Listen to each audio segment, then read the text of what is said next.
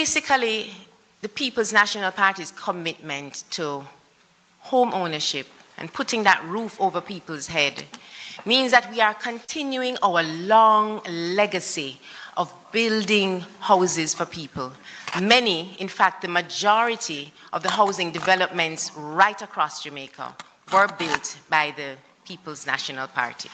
And I want to just end the myth that says anything otherwise. Thank you.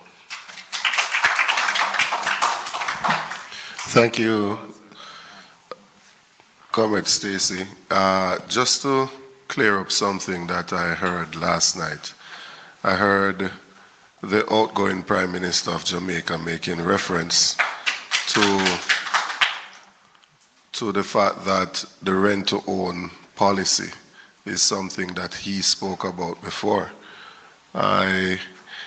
He went further to suggest that we are saying that you can just rent anybody's home and then own it. It is a lie. It is in keeping with his character, so I'm not surprised, but it is a lie. We have never said that. What we've said is that we will build 50,000 houses, and that when we build those, at least 500 per constituency, that if persons who are working in the informal sector who don't have a pay stub, that they can move into that house, and once they show us after 6 months that they can pay the rent, which is equivalent to the mortgage, and shows that they're reliable, then we will convert it from rent to a mortgage. And I would suggest to Mr. Holness to pay a little attention to details. I know it's not your strength, but pay a little attention to details and do not mislead the public. I'm going to ask Senator Crawford to come back in, and he will speak to some of the partnerships.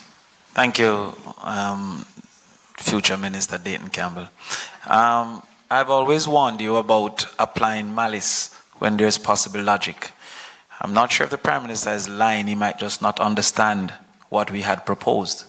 And because he doesn't understand it, he might not be able to cross it after the 3rd of September.